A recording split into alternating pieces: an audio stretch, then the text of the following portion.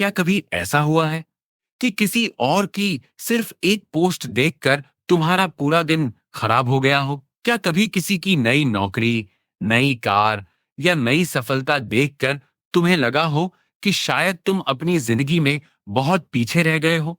लेकिन अगर मैं कहूं कि तुम पीछे नहीं हो, तुम सिर्फ गलत दिशा में देख रहे हो। अगर ऐसा है, तो आज की कहानी शायद तुम्हारी ही कहानी है। ये थिंकोरा है। यहाँ हम सिर्फ किताबों की बात नहीं करते। हम देखते हैं कि जब एक आम इंसान किसी अच्छी किताब की बात को अपनी जिंदगी में उतारता है, तब उसकी जिंदगी कैसे बदलती है। आज की कहानी शुरू होती है रोहित की, और आज की किताब है the gap and the game. Rohit एक वेब डेवलपर था। गुरुग्राम की एक सॉफ्टवेयर कंपनी में पिछले 4 साल से काम कर रहा था। कोड लिखना उसे पसंद था, नई चीजें सीखना भी। ऑफिस में उसकी इज्जत थी। मैनेजर उस पर भरोसा करते थे। टीम के लोग मुश्किल प्रोजेक्ट में उसकी मदद लेते थे। बाहर से देखने पर उसकी जिंदगी बिल्कुल ठीक लगती थी, लेकिन एक ऐसी आदत थी जो हर दिन उसकी सारी खुशी चुरा लेती थी। हर सुबह ऑफिस पहुंचने से पहले वह मेट्रो में बैठते ही मोबाइल निकालता। पहले इंस्टाग्राम, फिर लिंक्डइन। बस यही उसकी रोज की शुरुआत थी। आज भी उसने वही किया। पहली पोस्ट थी एक्साइटेड टू जॉइन माइक्रोसॉफ्ट। दूसरी post, proud to announce that my startup has crossed 1 million users. तीसरी पोस्ट, विदेश में छुट्टियां मनाते हुए एक पुराना कॉलेज दोस्त।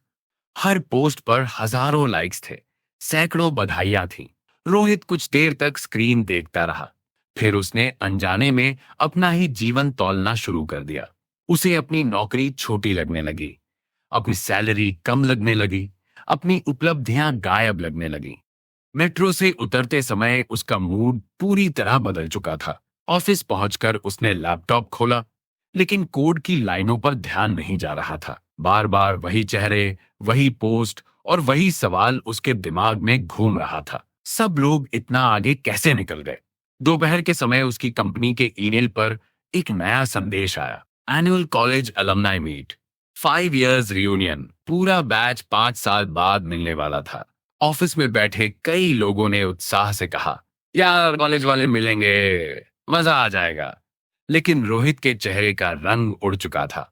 उसे अपने दोस्तों के नाम याद आने लगे। किसी ने गूगल ज्वाइन कर लिया था, कोई अपना स्टार्टअप चला रहा था, कोई विदेश में बस चुका था।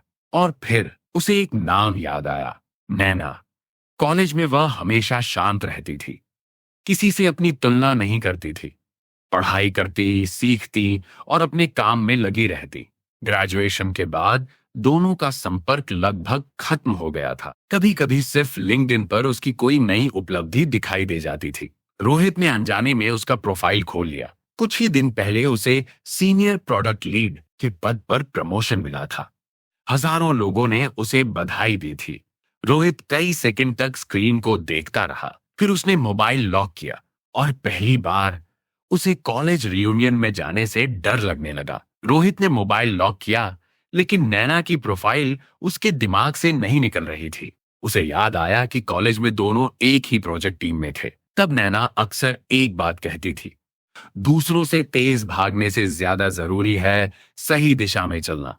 उस समय रोहित को यह बात बहुत साधारण लगती थी, लेकिन आज वही शब्द उसके मन में बार बार गूंज रहे थे। अगले कुछ दिनों तक उसने रीयूनियन के बारे में सोचना भी बंद कर दिया। उसने खुद से कहा कि शायद कोई जरूरी काम आ जाएगा और वह नहीं जा पाएगा। लेकिन सच ये था कि वह अपने पुराने दोस्तों का सामना करने से डर रहा था। उसे डर था कि कहीं उनकी सफलता देखकर उसका बचा हुआ आत्मविश्वास भी टूट न जाए। रियूनियन का दिन आ गया। शहर के एक बड़े होटल में पूरा बैच इकट्ठा होने वाला था। रोहित होटल के बाहर लगभग 10 मिनट तक खड़ा रहा। कई बार उसने सोचा कि वापस घर चला जाए, लेकिन फिर उसने गहरी सांस ली और अंदर चला गया। हॉल में कदम रखते ही चारों तरफ हंसी, बातें और पुराने दोस्तों की आवाजें सुनाई देने लगी। हर कोई एक दूसरे से गले मिल रहा था। कोई अपनी शादी की बातें कर रहा था, कोई अपने बच्चों की तस्वीरें दिखा रहा था, कोई अपने नए स्टार्टअप की कहानी सुना रहा था। रोहित हर बातचीत के साथ और छोटा महसूस करने लगा। तभी पीछे से किसी ने आवाज दी, रोहित। उसने मुड़कर देखा। सामने नैना खड़ी थी, वही शांत मुस्कान, वही सादगी। दोनों ने मुस्कुराकर एक दूसरे का स्वागत किया। कुछ देर तक उन्होंने कॉलेज की पुरानी बातें की। फिर नैना ने पूछा, और बताओ जिंदगी कैसी चल रही है? रोहित ने बिना सोचे जवाब दिया, बस ठीक है, बाकी सब तो बहुत आगे निकल गए हैं। नैना ने उसकी तरफ देखा, लेकिन इस बार उसके चेहरे पर मुस्कान नहीं थी। उसने पूछा, तुम्हें कैसे पता कि सब तुमसे आगे हैं? रोहित ने तुरंत कहा, लिंक्डइन खोल लो, सब दिख जाएगा। किसी को प्रमोशन मिला है, किसी ने कंपनी शुरू कर दी, कोई विदेश चला गया। मैं वहीं का वहीं हूं। नैना कुछ सेकंड चुप रही। फिर उसने अपने बैग से एक पतली सी किताब निकाली। उसने किताब रोहित की तरफ बढ़ाते हुए कहा, कुछ महीने पहले मैं भी बिल्कुल तुम्हारी तरह सोचती थी। फिर किसी ने मुझे यह किताब पढ़ने के लिए दी। इसने मेरी सोच बदल दी। रोहित ने किताब अपने हाथ में ली। उसके कवर पर लिखा था, the gap and the gain. उसने किताब का नाम धीरे धीरे पढ़ा। उसे समझ नहीं आया कि इसका उसकी समस्या से क्या संबंध हो सकता है। नैना ने मुस्कुराते हुए कहा, समस्या तुम्हारी नौकरी नहीं है रोहित। समस्या ये है कि तुम हर दिन अपनी जिंदगी की तुलना किसी और की हाइलाइट से करते हो। जब तक ये नहीं बदलेगा, तब तक कोई प्रमोशन, कोई सैलरी और कोई सफलता तुम्हें खुश नहीं कर पाएगी। रोहित पहली बार पूरे दिन में बिल्कुल शांत हो गया। उसके हाथ में किताब थी और उसके मन में एक नया सवाल जन्म ले चुका था, क्या सच में मेरी परेशानी मेरी जिंदगी नहीं, मेरी तुलना करने की आदत है? रोहित उस रात घर लौटा, लेकिन पहली बार उसने मोबाइल नहीं उठाया। उसने सीधे मेज पर रखी किताब खोली। पहले ही अध्याय में एक सवाल लिखा था, क्या तुम अपनी प्रगति को वहां से मापते हो जहां से तुमने शुरुआत की थी, या वहां से जहां कोई दूसरा आज खड़ा है? रोहित कुछ देर तक उसी सवाल को देखता रहा। उसे एहसास हुआ कि पिछले कई सालों से उसने अपनी जिंदगी को कभी अपनी नजरों से देखा ही नहीं था। उसने हमेशा किसी और को अपनी मंजिल बना लिया था। किताब आगे कहती थी कि इंसान दो जगहों से अपनी जिंदगी को देख सकता है। पहली, द गैप, यानी जहां तुम अभी नहीं पहुंचे। दूसरी, द गेन, यानी जहां से तुम चलकर आज यहां तक पहुंचे हो। ज्यादातर लोग पूरी जिंदगी गैप में जीते हैं, इसलिए उन्हें अपनी हर उपलब्धि छोटी लगती है। रोहित ने किताब बंद कर दी। उसे लगा जैसे कोई उसकी ही कहानी लिख रहा हो। अगले दिन ऑफिस में उसका ध्यान बार बार उसी विचार पर जा रहा था। तभी लंच ब्रेक में उसका पुराना दोस्त अमन मिला। अमन ने मुस्कुराते हुए कहा, भाई सुना है तू अभी भी उसी कंपनी में है? मैंने तो 3 बार कंपनी बदल ली, पैकेज भी लगभग डबल हो गया। तू भी ट्राई कर, वरना पीछे रह जाएगा। पहले होता तो रोहित का पूरा दिन खराब हो जाता, लेकिन इस बार उसने सिर्फ मुस्कुराकर कहा, अच्छी बात है, उम्मीद है तू खुश भी होगा। अमन चला गया, लेकिन रोहित पहली बार उसके जाने के बाद बेचैन नहीं हुआ। शाम को उसने अपनी नोटबुक निकाली और किताब में पढ़ी हुई एक सलाह को आजमाने का फैसला किया। उसने पन्ने के बीच में एक लाइन खींची। ऊपर लिखा द गैप, नीचे लिखा द गेन। गैप वाले हिस्से में उसने लिखा, अभी तक अपनी कंपनी नहीं बनाई, करोड़ों की सैलरी नहीं, विदेश नहीं गया, अभी सीनियर डेवलपर भी नहीं बना। फिर उसने गेन वाले हिस्से में लिखना शुरू किया, 4 साल पहले पहली नौकरी भी नहीं थी, आज परिवार की जिम्मेदारी उठा रहा हूं, हर महीने पैसे बचा रहा हूं, 5 बड़े प्रोजेक्ट पूरे किए, 2 जूनियर डेवलपर्स को ट्रेन किया, नई टेक्नोलॉजी सीखी, पहले इंटरव्यू से डरता था, आज क्लाइंट मीटिंग संभालता हूं। लिखते लिखते उसका हाथ रुक गया। उसने पूरी लिस्ट दोबारा पढ़ी।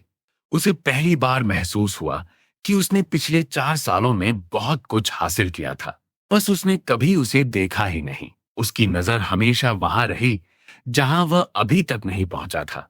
उसी रात उसने अपने मोबाइल से लिंक्डइन नहीं हटाया, इंस्टाग्राम भी नहीं हटाया। उसने सिर्फ एक नई आदत शुरू की। हर रात सोने से पहले वह अपनी डायरी में एक सवाल लिखने लगा, आज मैंने कल वाले रोहित से कितना बेहतर काम किया। उसे पहली बार समझ आने लगा था कि असली प्रतियोगिता दुनिया के साथ नहीं, अपने पुराने स्वरूप के साथ होती है, और शायद यहीं से उसकी जिंदगी की दिशा बदलने लगी थी। रोहित की नई आदत को लगभग 3 हफ्ते हो गए थे।